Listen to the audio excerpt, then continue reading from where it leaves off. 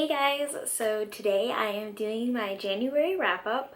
I am super excited. I got through a lot of books this month, which I'm pretty happy about. So yeah, I enjoyed everything I read and let's just get started. So the first book, I guess two books that I finished this month were the Subtle Knife and the Amber Spyglass from his Dark Materials series by Philip Pullman. And I'm finally glad that I can say I've read the entire series and I really enjoyed it, though I think it was a little more magical when I was younger when I read the first one, but I still really enjoyed this series and it's definitely one I will return back to because there's so much in these books, like so much detail that I feel like I definitely need to reread this book multiple times before I can really grasp everything that's going on. I loved it. I think it's a really great, middle grade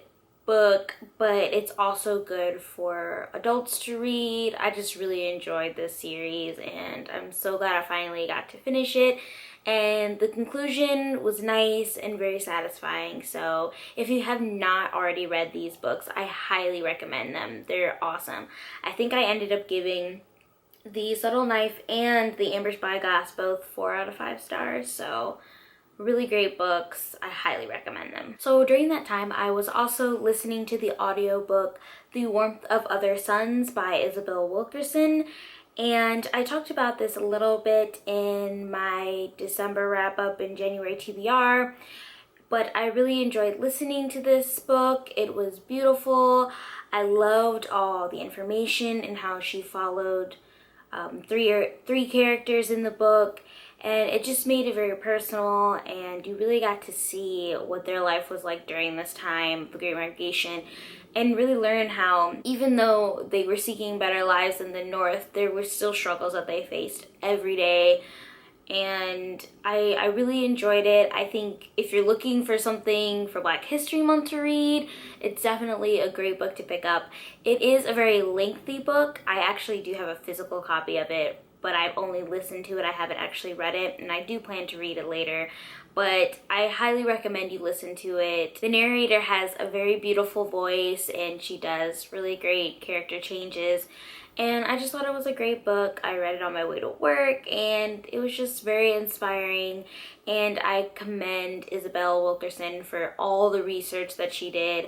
I actually got a chance to meet her when I was in college, and that was just a really phenomenal experience too.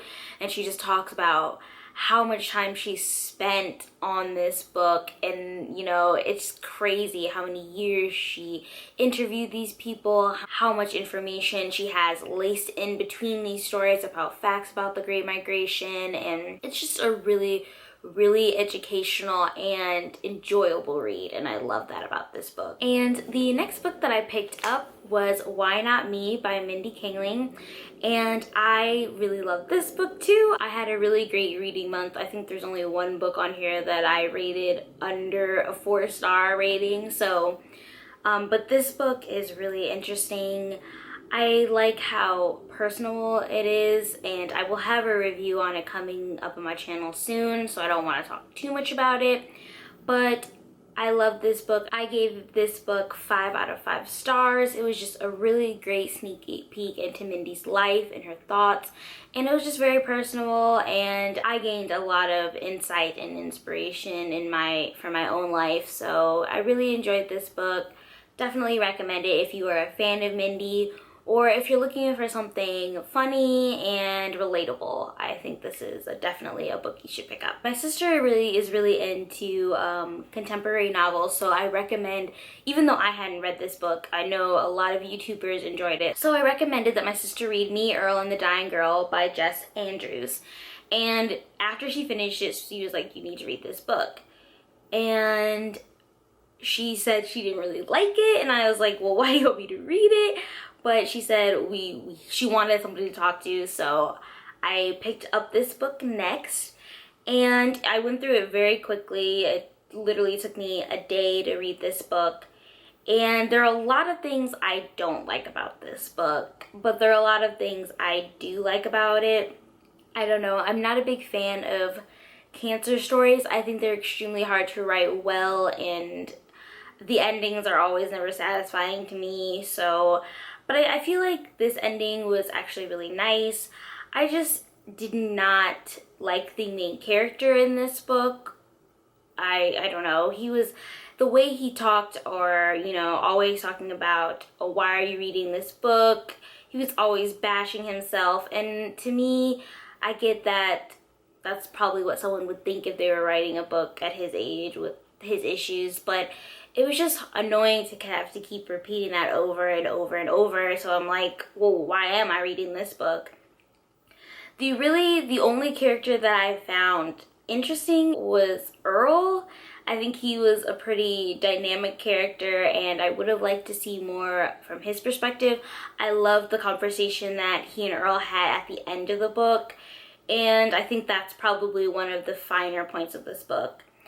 Me and my sister will probably be making a video about this just to talk about our issues and everything, because I have a lot to say about it, and I know it's a favorite of a lot of people, so I still am thinking about how I feel about it.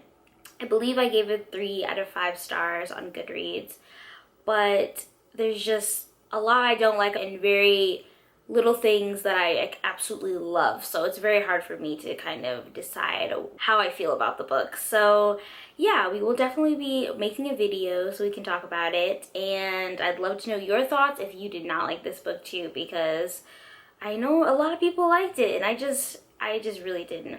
Also, I have not seen the movie, but the characters that they casted for the movie, to me, don't look like anything that was described in the book. I don't know. I don't know. I'm probably gonna go see the movie soon, but these characters don't look anything like what I pictured them from reading this book, so we will see. And the last book that I read this month was The Red Queen by Victoria Aveyard. And I have to say, I really enjoyed this book. I know there are a lot of people that didn't like it or thought it was too cliche, but I mean, I usually have that expectation when I read like YA novels, so that wasn't a big deal for me, though I did notice a lot of similarities to the Hunger Games, and I believe a lot of people said this is like the Red Rising series, which I have not read. So I mean, I thought for what it was a very interesting book. I liked the plot a lot. I really like the idea of this story, and it was enjoyable and a quick read. So I think I gave this 3 or 4 out of 5 stars. I can't remember, but I really liked it. I really only had problems with the main character and the setting of this story. It was really lacking, and I would have loved more of that. And Mira was just kind of a very annoying person. She's very, you know, I don't know, I just didn't really like her more towards the end of the story. She's just very self-centered. She just talks about how the Silvers are very, you know, horrible all the time, and I don't know. It was a little annoying at times, but I did overall enjoy this book, and I cannot wait to get to the second book, and hopefully it's a little better than this one, because I feel like there's so much potential in this series. So yeah, those are the 6 books that I got through in the month of January, and I'm so happy I got through all those books. And yeah, I will see you guys next week. Bye. It's more than just an enjoyable pastime for me personally. I read a book to learn about the world, to learn about